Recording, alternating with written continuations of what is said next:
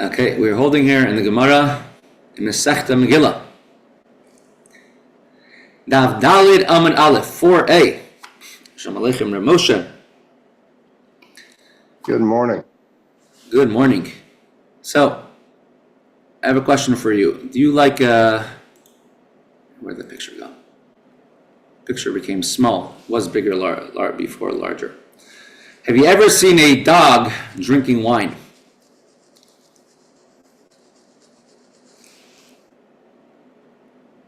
So this is, in the Gemara, a phenomena that they were able to train a dog to drink wine in the times of Koresh. Now there is such a thing, I've seen it, that there are monkeys somewhere in India or somewhere which became addicted to alcohol, being that they used to eat coconuts that fell off of the tree, and the coconuts were laying on the ground for so long they started fermenting. When they ate the coconuts, they would be affected by the alcohol. They used to misbehave. They used to be pretty aggressive or drunk monkeys, and they actually got addicted to alcohol. So that thing I have seen. But as the Gemara will talk about, a dog drinking wine. Let's see the Gemara. We're trying to figure out if this king over here, Darius, the second, known as Koresh, known as Artaxerxes, who was a king for many years, according to Persian tradition, he killed his father Achashverosh in order to take over the reins of kingship, of rulership. And he was the one who allowed the Jews to rebuild the Beis HaMikdash in the second year of his reign. Hence, they gave him credit. They considered him to be, Shalom Aleichem Reb Pinchas, a Jewish king. Now, the Gemara says, but we see later on, we consider him to be a non-Jewish king. Shalom Aleichem Reb Label. We go to Freilich Hayar, we said already some Tehillim. So we'll go back to October 7th at the end of Mitzvah Hashem again. So, Darius, who killed his father, according to the Persian tradition, and he became the king who allowed the Beis HaMikdash to be built. In the beginning, he was considered and given credit like a righteous, like a Jewish king, and later on, they considered him to be a Gentile king. In the beginning, his new year was counted in Tanakh from the month of Nisan as a Jewish king. Later on, it changed to Tishrei like a non-Jewish king. The Gemara says that he was never really a righteous king, or he sort of became unrighteous, and we had different ways of explaining it. One way was explaining how when he had the Beis HaMikdash being rebuilt, he had it built in such a way that he made wood between the on the base and between the rows of the Beis HaMikdash, in order that if the Jew should ever rebel, he could always destroy the Beis HaMikdash easily. Here, wood in the walls of Ezra. The king only allowed him to build walls if he had wood sticking out, flush with the wall, that was also at the base of the wall, that the wall could always collapse. Here, the walls were plastered in the first Beis HaMikdash. The walls also had wood, but they were sunken in. They were plastered to blend in with the wall. Therefore, he wasn't such a righteous king. Or he only gave in order that the Jews should daven for him to be successful. Third answer we gave is we brought up a verse which said that when Nehemiah came to the king, to Daryavesh, asking him to please let us rebuild the Beis HaMikdash, let us rebuild the walls of Yerushalayim, let us have security, he had the shagol was sitting next to him. And what is a shagol? Here it's explained as a queen was sitting next to him. Shagol usually means a concubine, but here he says shagol over here means a female dog, which he used to keep for him for his own illicit reasons, illicit pleasures. He used to keep a female dog next to him. And that's definitely forbidden, even for a non-Jew. And therefore, he wasn't such a tzaddik. Gemara asks the question, seemingly, the word shagol is used sometimes differently as a dog. A shagol is used as someone who drinks wine. And so seemingly it is a queen, which is not so bad. And the Gemara answers, he trained in his court, he enjoyed having a dog that drinks wine, just to entertain the king. For if you're a king, you have whatever you want, all the money, all the pleasures, everything you could ever possibly want. So for you to have another queen, another concubine is not a big deal. What is a big deal is to have an animal saying hello to you and a dog serving you. So they train the dog to drink wine. So the Gemara asks, Kalbasa bar mishtaya chamrehi? Can a female dog drink wine? And the Gemara answers, Halei kashya, the malfalavashasya. They trained the female dog to drink wine. And this is what's usually done in palaces of kings, training animals to make all different types of acrobatics and different types of things. The Gemara asks the question, if you're telling me that a shagol means a dog, shagol, Veyadaata, it says about Mashiach, when Mashiach comes in Tehillim, it calls him the same term. It calls that there will be a shagol. Let's look at the Tehillim, chapter 45. Veyadaata d'chsiv, it says a contradiction. It says, B'nois melachim, Bikreseka niksva shega lamincha bechesem oicher. Bechesem oifir. King's daughters are amongst your favorites. Shega lamincha bechesem oifir. At your right hand stands the queen in the gold of Ophir. Ophir is a land which we don't know exactly where it is. Some people know where it is, but Ophir is a land which is full of gold. We used to say America in Europe, we used to say they pave the streets with gold. So the Ophir is a land which is commonly brought that it's a land full of gold. And it says, this is from the sons of Koresh, right? The sons of Koresh. We're singing this, and they're singing about what's going to happen in the future when Mashiach comes.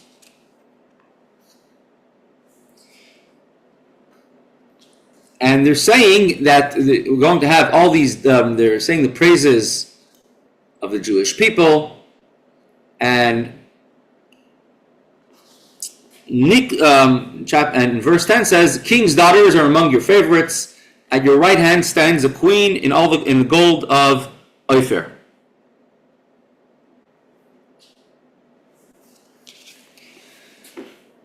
So the question that the Gemara asks is, what type of v'i shegel kalbasahi, and if the word shegel means a dog, my kamavasu l'navi l'Yisrael, what type of good tidings, what type of heralding of good news, what type of praise is it that you're praising the Jewish people?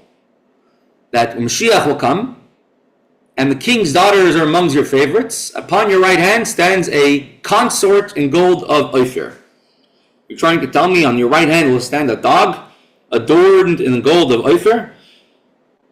Are these the great praises there's going to be when Mashiach comes? Now, the shegel yamincha, the shegel is on your right hand, on your right side. It says by Daryavish as well, by Darius, that shegel is sheves etzli, and the shegel was sitting next to him. And if a shegel is not a queen, shegel is a dog. So what type of praise will this be? That on the right hand of Mashiach, sitting on his right hand side, is going to be a beautiful dog, adorned in gold? Is that a praise for Mashiach? I don't know. It doesn't sound like a tremendous praise. So why do you say that shegel means specifically a dog? So the Gemara answers, this particular pasuk in Tehillim is not a literal, it's not to be taken literally, it's rather meant to be taken as a mashal, as a sort of a parable, an So the Gemara answers, Hachi Kamar. This is what the pasuk in Tehillim says. Verse 10, Benois Melachim Bikresacha, king's daughters are among your favorites. Nitzvah Shegel Lemincha Bechasam Ophir, your right hand stands a queen in gold of Ophir.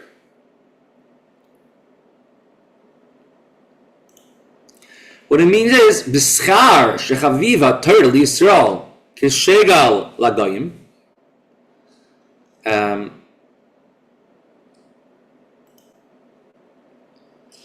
In the merit that the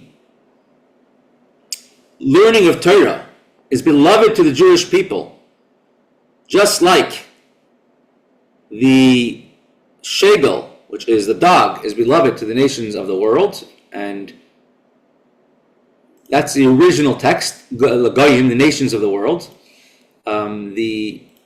In Vilna, it was under the Russian Empire, so everything was censored. So they changed it to Ovdei Kechavim, to idol worshippers, and saying that everything that speaks negative is not talking about all non-Jews, only about the idol worshippers. Of course, there's the Chassidim, the pious of the nations of the world, who are not included in these things of the Gemara. So just like a shegel is beloved to the nations of the world, so too Torah is precious to the Jewish people, and in that merit, Zechisem lekesem Ophir, you merited to have the gold of Ophir, which is the very special, precious gold. Some places it calls it it's white gold, and it's on your right side. Just like we see Daryavish, he put the shegel, the female dog, on his right side, out of great, appreciation and love for it.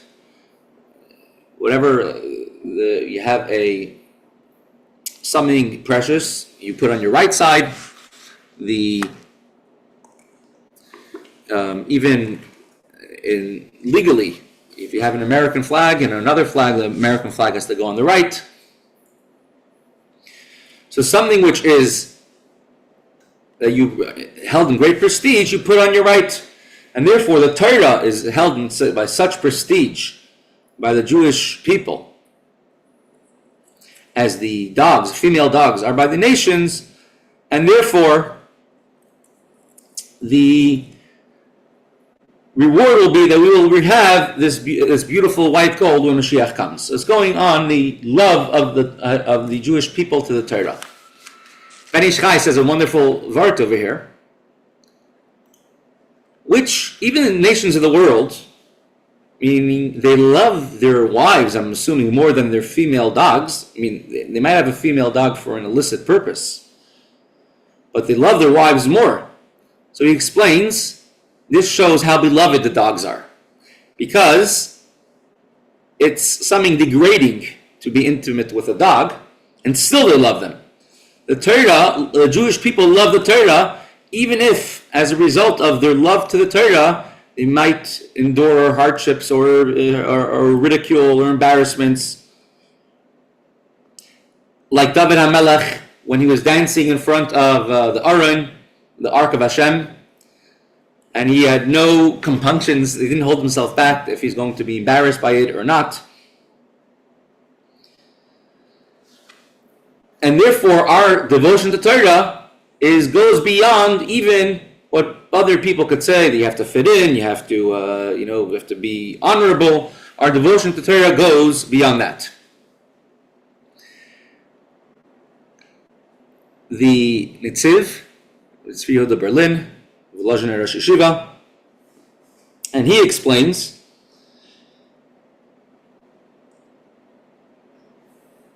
that just like it's not natural for a human, for a person to want to love intimately a dog, and the nations of the world do it anyways. So why? Because they're so drawn after this particular taiva, this particular lustful thing. So too, the love the Jewish people have to Hashem is a unnatural type of love, goes beyond the normal relatable love that people have. More than the love, you could say, to even one's kin, is our love to the Torah.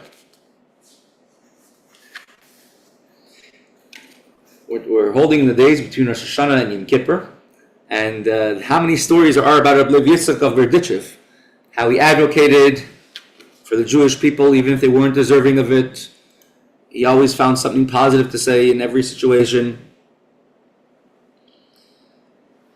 And he explains in Kedushas Levi on this particular explanation of the Gemara that every single person has different aspects to them.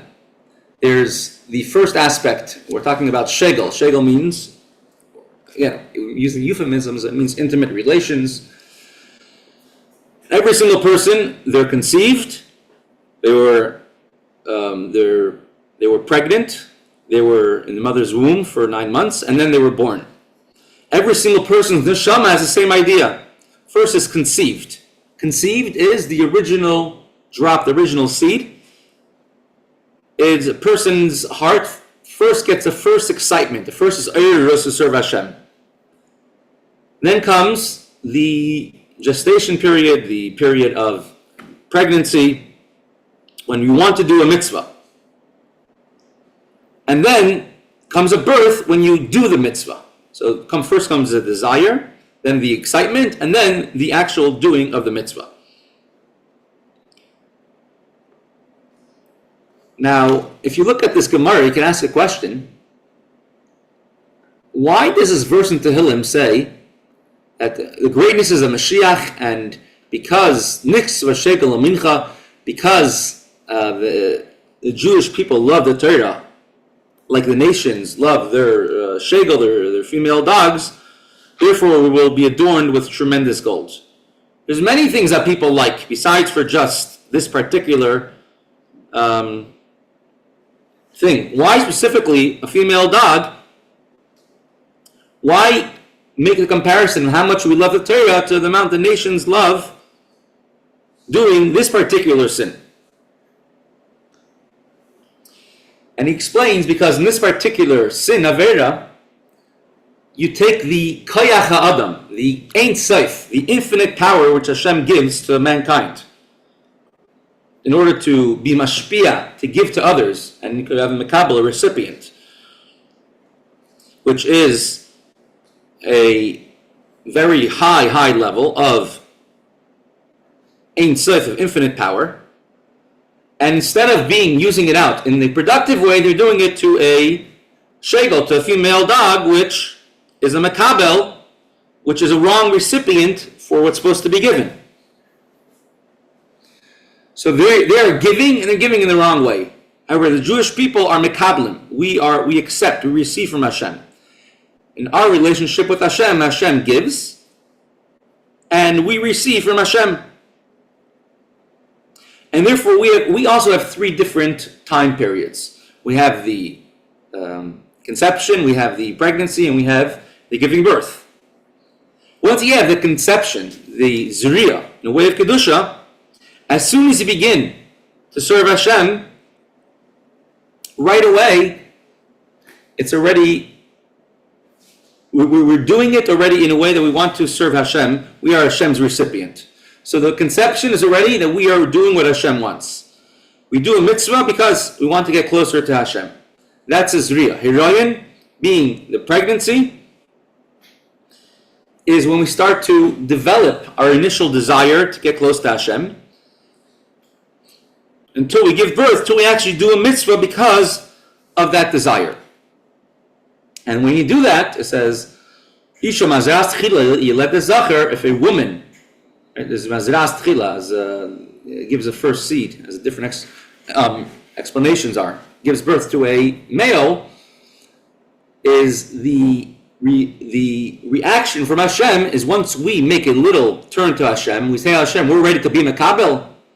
Hashem gives us more and more, and then you let the zachar, where then we give birth to a male. A male is something which is steady, doesn't change. The idea of the shemesh, of the sun, and that in turn brings kedusha in all the worlds, lasting forever.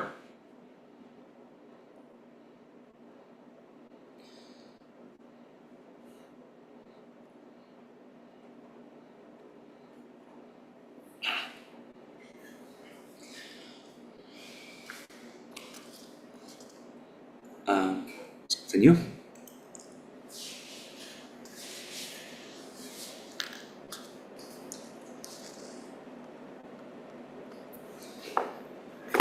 But this also really could explain the Gemara before, with the whole story of Nehemiah. Nehemiah goes to the king Daryavish, Artaxshasta as he's called, and he tells him, let me rebuild the base of Mikdash.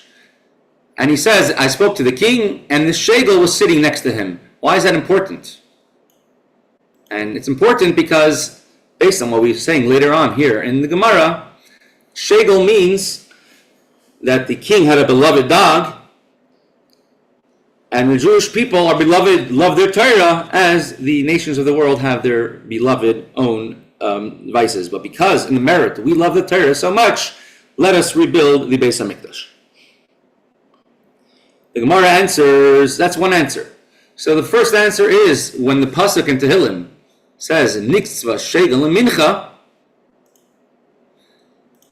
it's a reference, a euphemism to the Torah.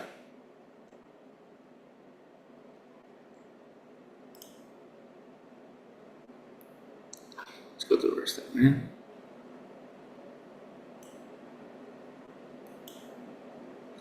The second explanation is, and this is an explanation that Rashi brings over here on the spot, the word shegel actually means queen.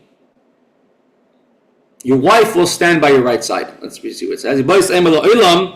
Shegel malchus. So really, the word shegel means a consort, a concubine. The Rabba bar Lema Gomirla. Rabba bar Lema had a tradition connected with Koresh, that in that particular case, Koresh means Koresh had a shegel, Koresh had a female dog. Which was as precious to him as a consort. Inami, he loved his dog so much that he put his dog in the place where his queen is supposed to go, on his right hand side. That's how much he loved his dog. He loved his dog more than he loved his wife, more than he loved anything else. So that's the other explanation of what it means, a shegel. But generally, shegel does mean a a consort, a queen or a concubine. So this was our other understanding. How do we know that Koresh became corrupted? He wasn't always such a righteous king. Another answer we could give, and with this we're going to finish a discussion about Daryavesh. Koresh, Daryavesh, Artaxasta. This particular person over here, that's a picture from him of his tomb. This is these original paintings all had color in it, but they faded with the years. It's just a rendering of how it would have looked like. I'll give you another understanding, another proof. From where do we see that he became corrupted? In the beginning he was a righteous king, and later on he changed and became a non-righteous king. Mehacha, when we look at the decree that Artaxasta sent, so Koresh sent a decree, hear ye, hear ye. He sent through with Ezra, they should give all the needs of the Beis HaMikdash. Okay. Let's look at the context here. After all this, during the reign of King Artaxerxes, king of Persia, Ezra, who went all the way back to Aaron HaKohen, and he went up from Babel, and the king granted him his request, and he brought up many Jews with him, some not, and this is and he came in the 5th month, in the month of Elul, in the 7th year of the king, and he brought a copy of the letter that King Daryavesh Artaxasta gave to give over to everyone, and to give everything that the Beis HaMikdash needs, and make a decree that the Kohanim Levim could all go to Eretz Yisrael, carry silver and gold, which we have given you to Eretz Yisrael. And whoever gives you gold, you could take. And buy different korbanos, you should bring them to in the Beis HaMikdash, and so on and so on. Whatever you need, take. And I also say that it should be done well, and I am personally donating 100 talents of silver, 100 measures of wheat, 100 baths of wine, 100 baths of oil, and salt as much as needed. And I'm personally donating all of this. But the words he uses is ad kesef tikarin meya. Ad means until 100 measures of wheat, 100 baths of wine, 100 baths of oil, up to. So as it states, ad kesef kikrin meya, v'chintin kurin meya, v'chamar batin meya, v'batin mash meya, malachti laksav gomer. Meikara b'likitzusa v'hashta b'kitzusa.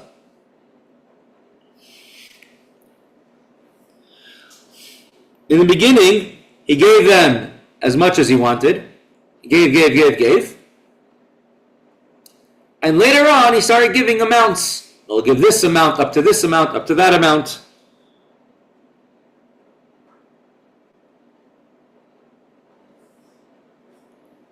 The Gemara says, maybe in the beginning,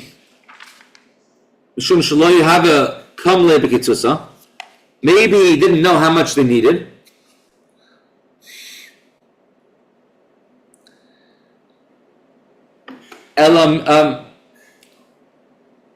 So maybe he told them, take as much, take.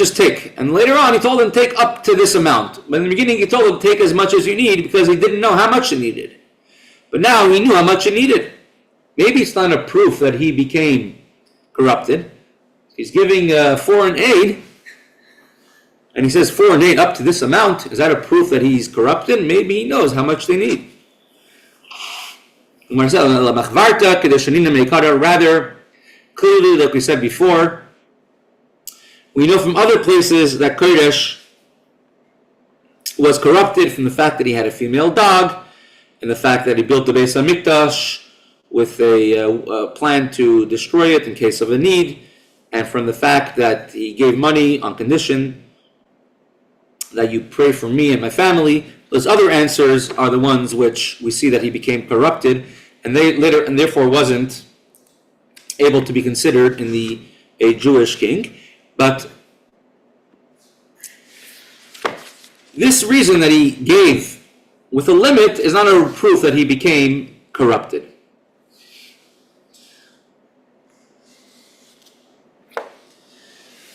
Right, we'll pause the Gemara over here.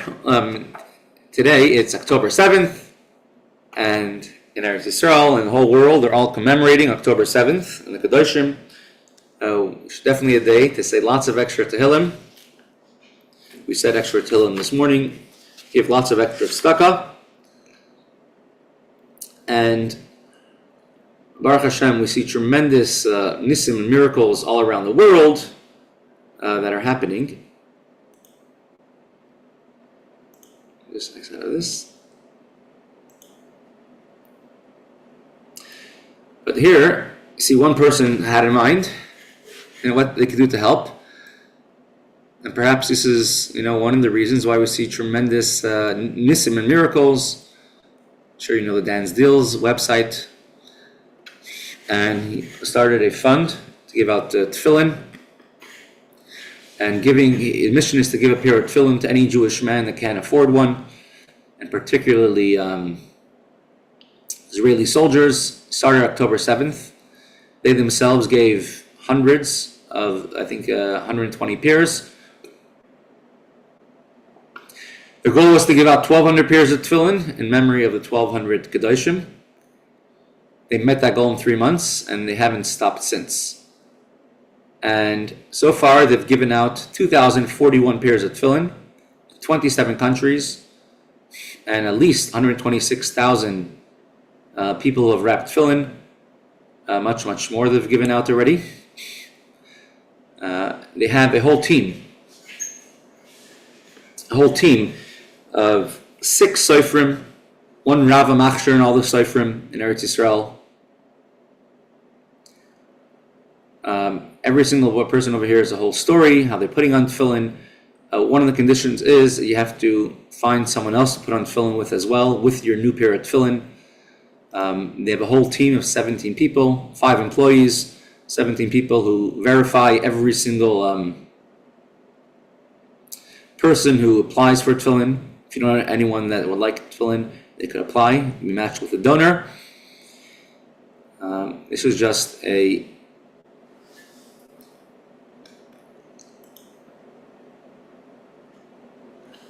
just an example of some of the places where they put on tefillin, where people have bought tefillin around the globe. Let's see, it's not working so well.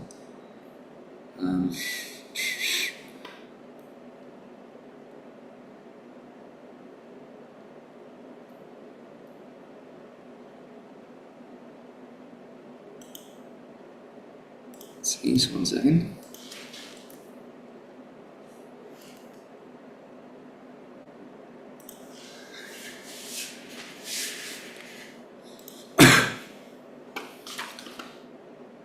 Let's resume the share.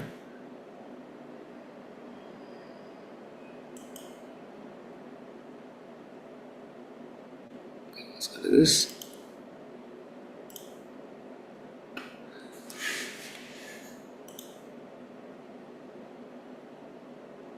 Um, 2,041 men are putting on tefillin, 3,918 donors. It's just one example. It's one Jew in Indiana who had no connection to Yiddishkeit. He saw a campaign offering to give tefillin. He was inspired after October 7th. Now he's part of the Chabad in Indiana, and he continues to grow. Another person says, it's a privilege for me to put on tefillin every day. Someone else says that he was the first member of his family since the Holocaust to put on tefillin. One of the pairs of tefillin from an Israeli soldier on a tour in Europe.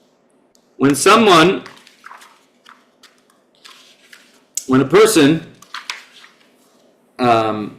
unifies the two names of Hashem, Havaya and Elikim, Hainu she'ein Shem Elikim mastir. Klal Hashem Havaya, the name of Elikim does not conceal the name of Havaya, does not conceal over Hashem's name of Yud Kei Vav Kei.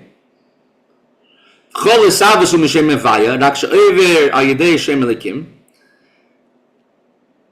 And one has this approach, and they realize that everything comes from Yud Kei Vav Kei, the infinite name of Hashem, and Hashem is in complete control every single moment, and Hashem is providing everyone everything one could possibly ever need, and more than we even think we need at every moment.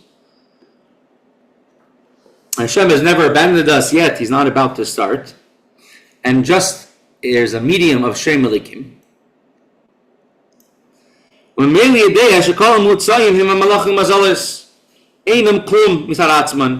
And therefore, every single means and medium is absolutely of no importance, whether it's an angel or the mazel, a physical means, have no importance of their own right. They're merely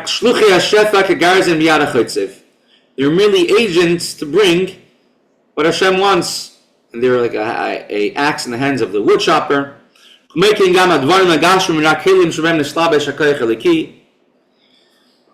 So too, every physical object is merely a means that Hashem is using to give what He wants to give at that moment.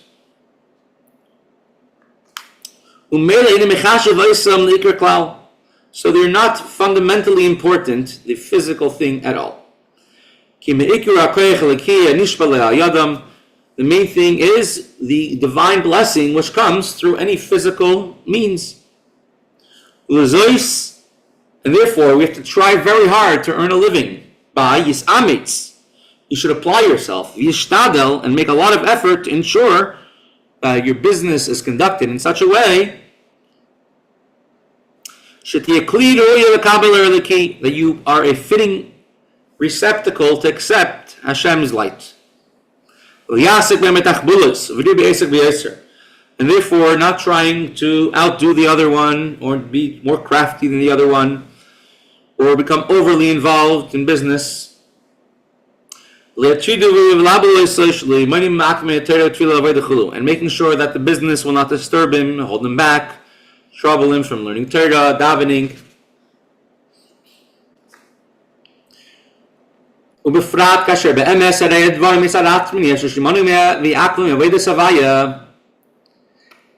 Because this is the truth, and nothing can have any power to prevent you from serving Hashem.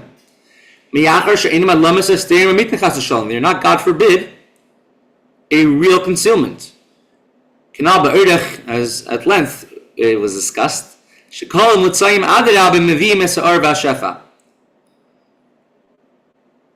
that every medium and in the world functions merely to bring Hashem's light to and Hashem's blessing. How could they prevent one from serving Hashem? As Friedrich Rebbe says, that when the Alter Rebbe was in prison, and he says at the end of his time in prison, he had to be told to leave prison because he was so happy. He was missing he had with him the Baal Shem Tov and the Maggid the entire time at the end of his time in prison, and he was told, and he said he was missing nothing, even a new garment for Shabbos. He would have, Alter Rebbe had a handkerchief, and he would cut another piece every week and connect it to his garment, and he would have a new garment for Shabbos every week. He had everything he possibly wanted.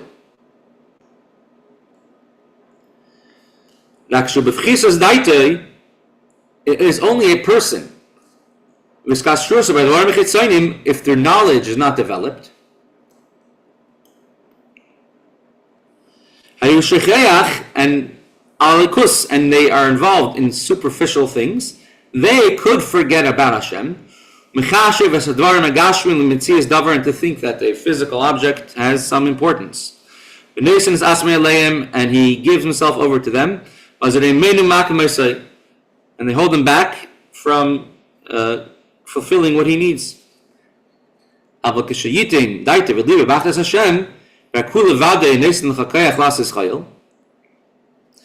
one focuses their mind on Hashem, and that Hashem gives us the power and ability to be strong, and every physical means is only there to support us. It's Hashem's way of giving us blessing. And Hashem's fundamentally important. There's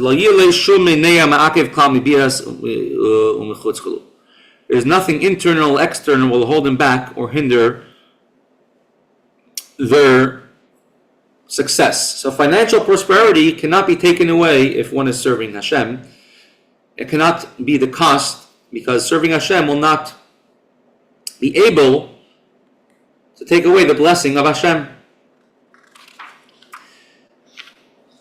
There is a very interesting letter. Perhaps another day I'll bring it up, the actual letter, a copy of it. The Rebbe, I think his name was Rabbi Gansberg, which he was a sheichet. And he would go to shecht, and many times there would not be, in places where he went to shecht, there was no minyan. He had to go there early in the morning and be there maybe a day or two sometimes. So he wouldn't always have a minyan, and he had to say Kaddish. So he wrote a letter to the Rebbe asking what should he do, because he's not going to have a minyan to say Kaddish. So the Rebbe writes a full-page letter saying that, first of all, Kaddish is a minhag, it's a custom. And you could hire somebody else to say Kaddish for you to make sure Kaddish will always be said. And you say when you can, and when you can't do it. And especially, if you're the one who's saying Kaddish for, will want you to do that, be a sheichet, and you're doing a leches shemayim, and this is your parnasa. So therefore, he gives several halachic reasons why it's okay for him to go to a place where he can't say Kaddish if there's no minyan. But then at the end, the Rebbe writes, I'm only writing all this because I don't know your level of trust, of bitachon in Hashem.